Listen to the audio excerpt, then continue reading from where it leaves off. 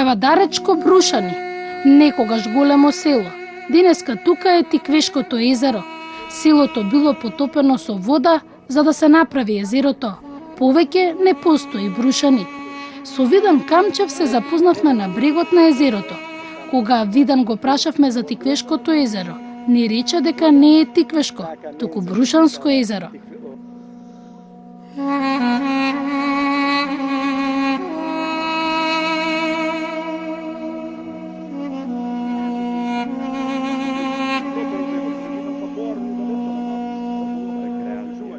И оно Тиквешкото езеро не постоеше, него од тоа го расипаа селото, се иселија сите и остана Брушани, нигде у карта го нема, а за успомен сите го викат Брушанското езеро, не го викат Тиквешкото.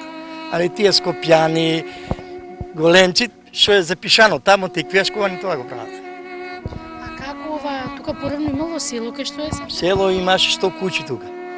Во сето вие и го фана селото, воата ги селија. Ни да доапат се у Кавадаци таму таа налва. И кој можеше си направи, кој не Пелагонија правеше и сега од таму па сите се вртија еве сега. Во се е ново правено. А што има еве во село убаво вака? Во селото се има убаво, само вода нема. Покрај езеро немате вода? Покрај езеро немаме ни вода за пиење, ниту вода техничка. А нашето село е најоштетено. Чешми имаме најубави, се е за една тука, таму една тука, најубавите чешми, а ги поплави езерото, вода за пиење. А таму што видовме на чешма на влегува? Тие чешми се лабораториски да ги испиташ, тие заразени. Таа чиста вода не е површински што се доцадуваат тие снеговите и така. А од кај се снаоѓате со вода за пиење? Јас да ти кажам, ја од Кавадаци дето ми носе по 2 гајби на 2 дена и си ставам во фрижидерот и тука. Значи при вода нема? Вода нема. При езеро? При езеро вода е за наводнување, еве.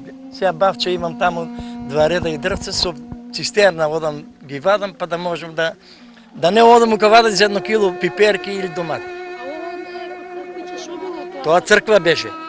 Црква беше Брушанска, тоа Свети Никола. И кај се? Сега поп Трајко, Господ да си го прости, си занеси таму у Кавадаци и коните во Аноа, ама и он не видеа ер. Кога се поплавате уништено? Ги се поплават. Па сега Велес и нашата црква туа во Скопје, во Кавадаци, и у Велес и околу 60.000 марки, тоа ги беше преценета, али требело да си изградиме, ние тие требело на рати да ги подигаме, да немаше кој да организира и останаа за Кавадарецката црква. Езерото станало голема атракција, дури и кога се правеле свадби. Сватовите оделе по езеро и песни пееле. За жал, освен убавините, тука имало и трагедија, но како што вели Видан, работите треба да се паметат по-добро, а не по-лошо. Тоа, гледај, свадбата, на Никола Бадев се женеше внука или шо му беше, не знам, а невеста беше од Ресава. И требеше да земат невеста од Ресава, него они како по пејачи, мислам прикажани бадевци, ќе одиме со чамец, ќе земеме невеста од Ресава. И се собраа сите таму и на бранта на езерото. И чамецот го зеле, али чамецот не одговара спрема тежинта, они се качили унатре 17 души. А чамецот бил за 10 души. Плюс тоа деца мали и само што тргнал тие моторот, јак Ацо Вездин, ако се чули порано. Негов чамец беше, али тие чамец требело да биде глисар, јак моторот со пластичен чамец, вие железен чамец. Се накачили они сите, само што го запалил моторот и он од позаде вода се напънил. Тие што беа повозрастните, гуми имало 3-4, си свеќаа, тие што не знаеа, сите 7 души, 8 се удавија. И невеста. И као отидоа у Ресава, само му кажале за памета на глишичка свадба. Тоа е глишички сватови се запамти, затоа што отидоа 10 души курбан. Името Тиквешко го добило по тиквите, што биле садени во нивите каде денеска е езерото. Имало тикви тешки и по 100 килограми. Имаше 5 воденици таму. И зејтин ме ја не знам, али стајате кажуваат 2 воденици зејтин ме леле. Надлуп уште 3-4 за жито, али се жито се меле. Тука тикви порано се Тикви. огледувале, затоа се вика Тикви, па за тоа е 100 кила тиква. Тоа е незапамтено. И за тоа името му е Турено тиквиш. Саде ли некој се тикви? Сега слабо. Нема вода, садени се, го гледа. Сега ако не земе хидрофорче или вака да не може. А тоги водата тука течеше озгора. Таму тоа е кај што беше од тиквешца. Таа вода, брате, решавци и брушанци сите водеа и па вода имаше. И вие се го викате брушарско. Брушанско. Нема тука тиквешко. Ако се вика тиквешко нагоре, а вода де е наше брушанско. Де го даваме.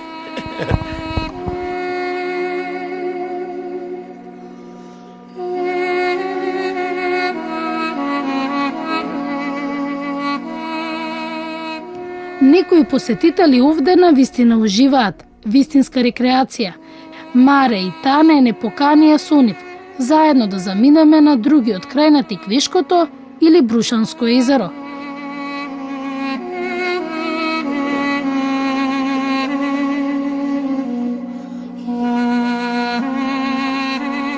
Иако Тане потекнува до овој крај, тука ги поминува викендите, а и долгите топли лета неиздржливи во Скопје.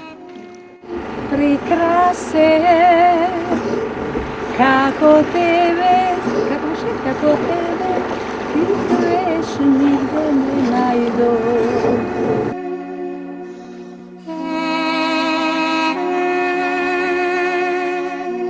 Водата е многу лековита, јод содржено.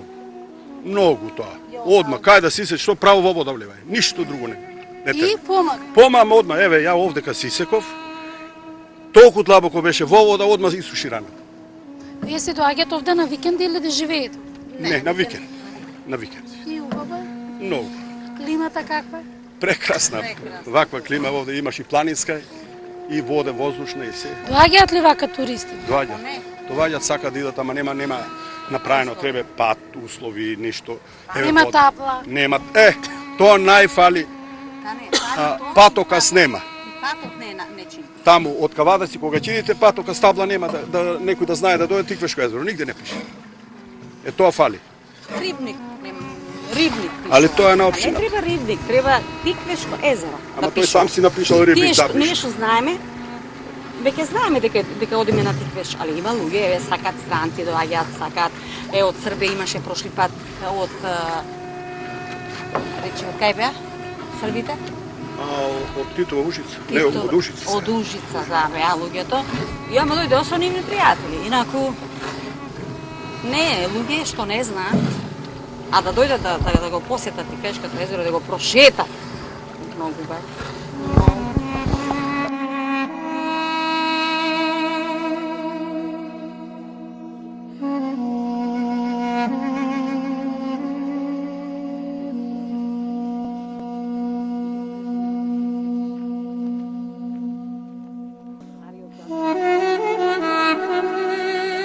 Тиквешкиот крај е многу топол, но по цинките на дрвјата и погледот кон езерото може да се помине убав одмор. Тајане и Маре не прошетаа низ нивниот крај, убав предел, лозија пространи и натежнати гроздови.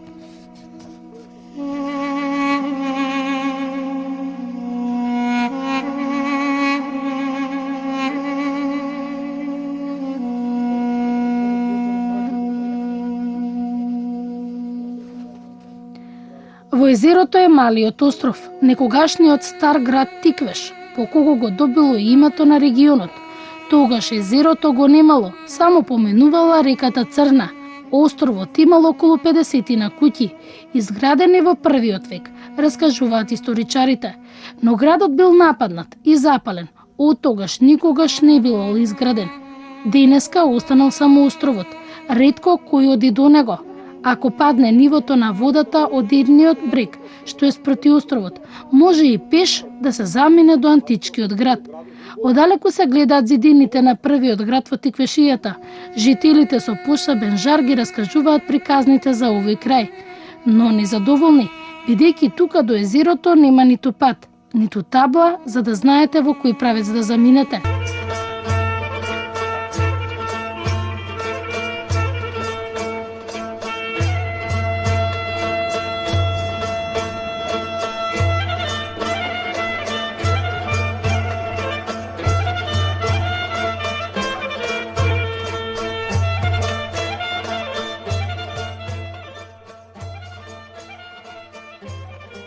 Кавадарци е синоним за грозие и убаво вино.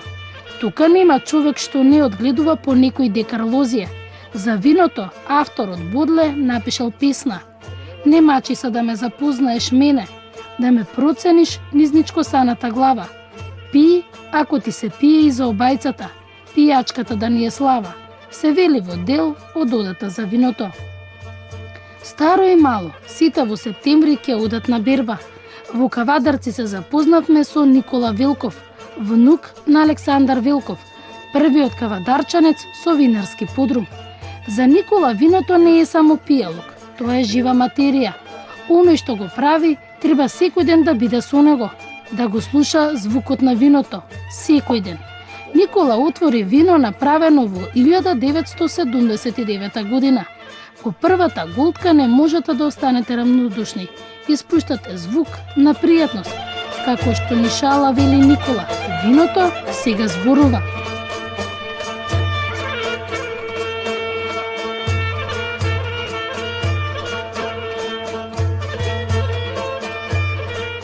Никола Велков е најмалиот внук на Александар Велков или така познаен во тиквешијата Цандо Велков. А кој е Цандо Велков? Тој е дедо ми, кој што 1885 година го формирал винарскиот подрум, приватен винарски подрум, Тиквеш, за производство на алкохолни и безалкохолни пијалци. 1885 година. Значи најстара во Тиквеш винарски подрум. Па мислам дека, не да мислам дека е најстара, е најстара и на Балканот. Затоа што, зошто викам на Балканот? Он бил во кооперација со Метакса, Грчка. Зимало таму жесток пијалок, како што е коњакот, како што е мастиката, а во возврат давал вино, кој што ние сме познати. Што е важно за виното да биде добро? Како треба да се гаи виното? Како треба да се живее со виното во процесот на настанување? Единствено прв момент е првен волјата на човекот. Значи, волјата на винарот, да он е љубител на виното. Ако сето тоа го исполнува, тогаш прв момент е квалитетно грозе, лозарот кој што треба да го направи. Потоа винарот да припреме бочвите, да припреме, да изврши дезинфекција и потоа гледањето на виното кој што има подолг процес. Ќе ви се пие, може да се. Ова вино, морам да кажам, дека е тоа ваша година, берба 78, полнето 79. Ризлингот во таа година, ја не сакам да кажам, него вие ќе кажете за тоа што е ваша година, дали е убаво? Прекрасно. Значи, таа година Ризлингот имало најдобра година за берба и квалитет. Зашто го потенцирам тоа? Затоа што истата сорта на грозје секоја година не е иста. Зависи од климатските услови, зависи подлогата која е, зависи на кое место положба е, значи од 3 до 4 фактора кои што влијат за квалитетот на виното. Но што значи говорот на виното? Говорот на виното. Ја морам да кажам, не сум хемичар, али на моето во факултет, на Шумарски факултет, учевме и ботаника, и хемија, и математика, се така да општа. Бев и морам нешто од хемија знаеме. Процесот на производство, на ферментацијата, на шекерот, поминување во алкохол, алкохолот поминува во оцет, оцетот поминува во што? Во вода. Значи, тоа е процесот. Процесот на ферментација на шекерот во алкохол е најбитниот момент. Тука винарот треба да даде своето умешно, своето најголемо знаење. Тука не смете да оставите тоа како мало дете. Мајката треба, нели, да ги смене пеленките на секои 3 пати дневно, па 2 пати да го бања, тоа е виното. Значи, тоа е како мало дете. Зошто? Затоа што бурната ферментација, преаѓањето во тиха ферментација се најглавните моменти на виното. тука виното зборува. Или винарите, како што вика, звоне како звонци, како клапатарци. Затоа што сите буриња и ова одозгора не се со кесенца, со оние врионици и оно шумуле, врие, па. И тоа винарот мора да го слуша. Мора да биде константно. Температурата на виното тогаш треба да биде не поголемо од 32 до 34 степена, ни пониско од 18. Зошто? Ако биде повисока температура, тогаш викаме дека виното прегорело. Или комињето, како старите што викат. А ако падне температурата ниско испод 16 степени, вриењето ќе прекрате. Значи, тие се моменти за квалитетот најбитни.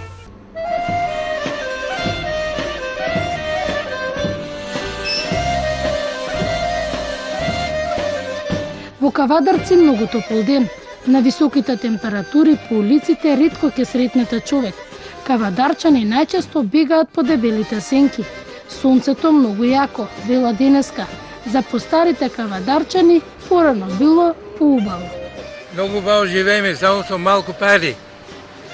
Мала е пенџета, а стаж имаме ајле изработено. По 40 години, а 7.000 пари не дават. Како се живее во Кавадарци? Од што вака друго? Пошто е убав познат градот? Пошто лозарство. Лојзе, ништо друго. Тутун нема. Само лојзе и тоа лојзе не платено. А вие овде се седите, се одмарате? Тука се седам, тука седам јас, тука се седам на улицата. Друго. Кој се е поубав, Кавадарци или Неготин? Јас овде живеам од Волко вака па до Волко, до Голем. Убаво се живееме. А кој е поубав град? Неготино или Кавадарци? Кавадарци е поарно и поголемо е. А Неготино што вика дека е поубав од Кавадарци? Може да е поарно, но нас не е било поарно. Нашето е поарно. Туѓото е туѓо и да е поарно, туѓо е. Ни наши го фалиме.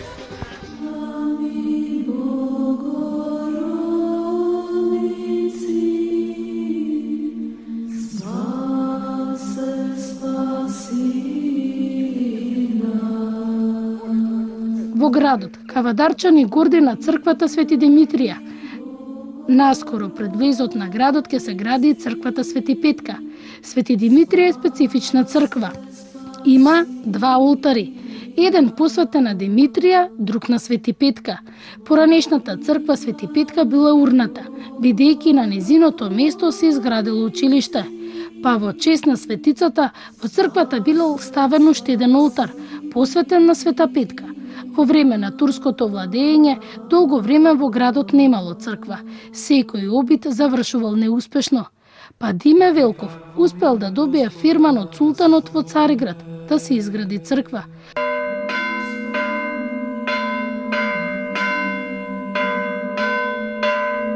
Тогашните султани не дозволиле да се гради во центарот, па световниот храм бил изграден на периферијата на градот во 1834 година.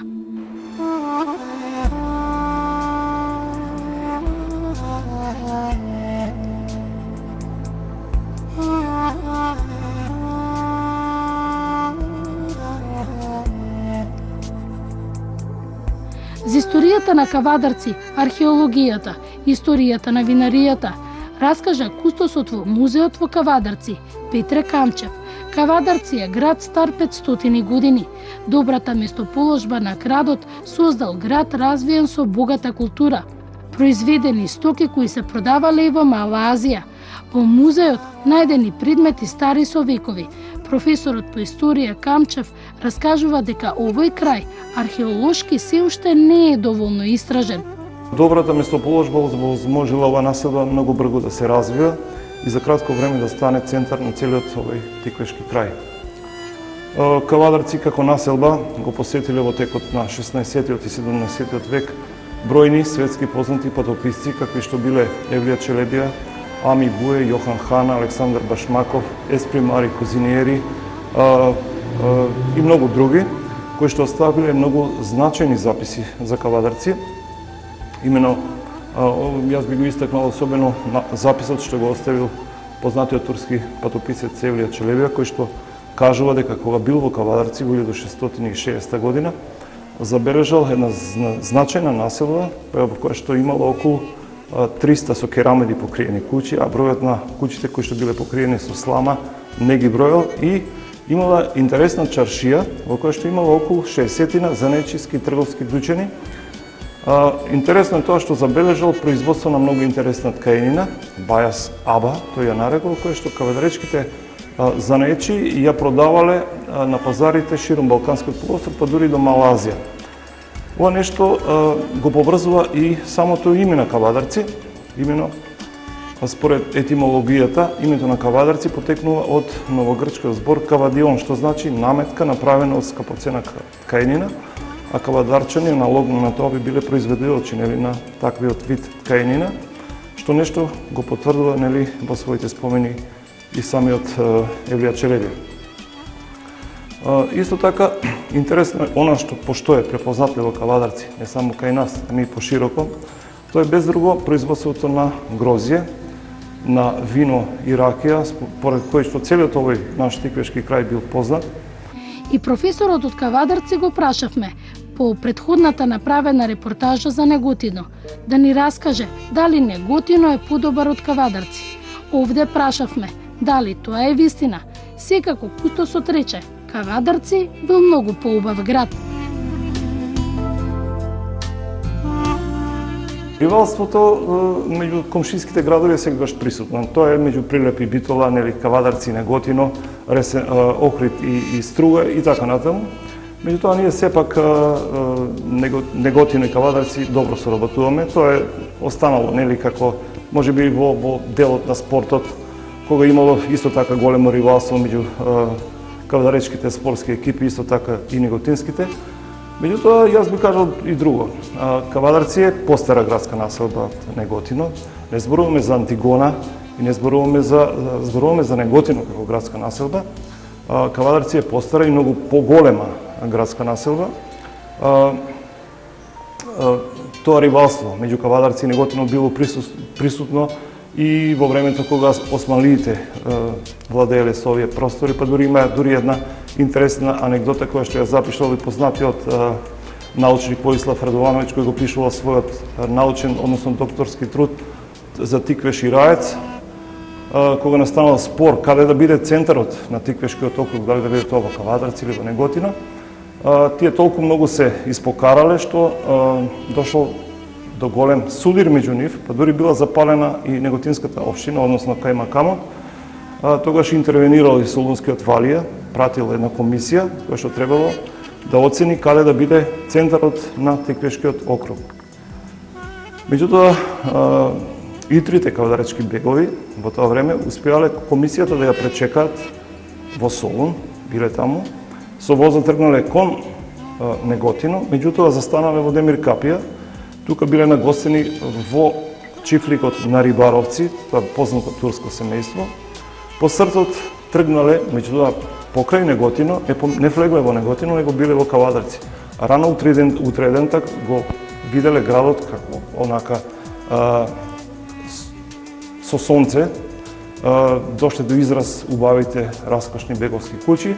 Комисијата кога го видела, кога ја видела таа гледка, рекла од ова поубаво не може да биде, значи тука ќе биде центарот, така да тие не влеглени во Неготино и оцениле дека Кавадарци ќе биде центарот на Тиквешкиот округ. Па веројатно така. Кавадарчани познати по револуционерите, ајдучките дружини во станијата. Уште во 18-тиот и почеткот на 19-тиот век во Кавадарци постоеле бројни ајдучки дружини кои што се одметнувале и кои што ги напаѓале турските власти, поготово богатите турски бегови. Меѓутоа, сето тоа било неорганизирано и стихино. Така да во средината на месец јули 1894 година, по иницијатива на Даме Груев, тој е секретар на Македонската револуционерна организација, е формиран комитет на внатрешната Македоно-Одринска револуционерна организација, во тоа време тајна, Македоно-Одринска револуционерна организација, од 4 членови, Пане Иванов, кој што бил главен учител во Кавадаречкото училиште, Јованче Велков, Иванче Минчев и Јаначи Илиев Чурчиев. Тоа се првите посветени луѓе на организацијата во Кавадарци, и Кавадарци го има тој примат да биде прв град после Солун во кој што е формиран комитет на тајната Македоно-Одринска револуционерна организација. Во музеот гордо се раскажува за винаријата на Вилкови. Неколку предмети од нивната винарија се во Кавадаричкиот музеј.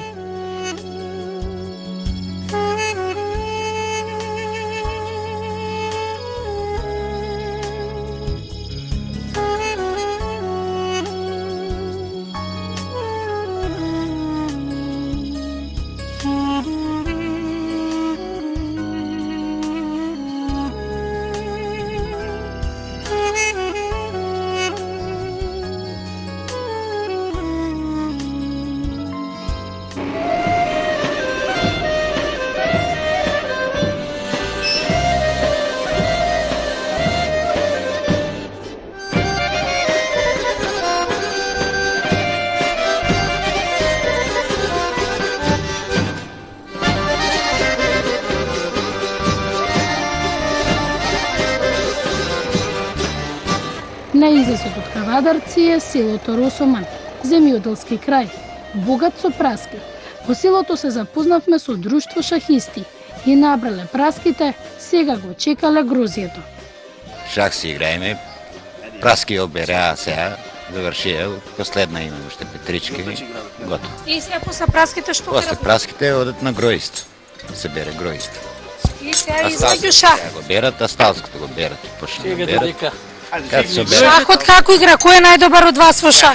сите се надпреваруваме, кој ќе победе, кој ќе победе, тие останува, па со другиот играат. И така си правиме бизнис овде. Кавадарци е град кој во наредниот период ќе има многу манифестации поврзани со виното. Тиквешијата е преубава, но заборавена. Без инфраструктура не може да се развие овој регион. За авантура по Тиквешкото или Брушанското езеро може да поминате викенд во прекрасна природа.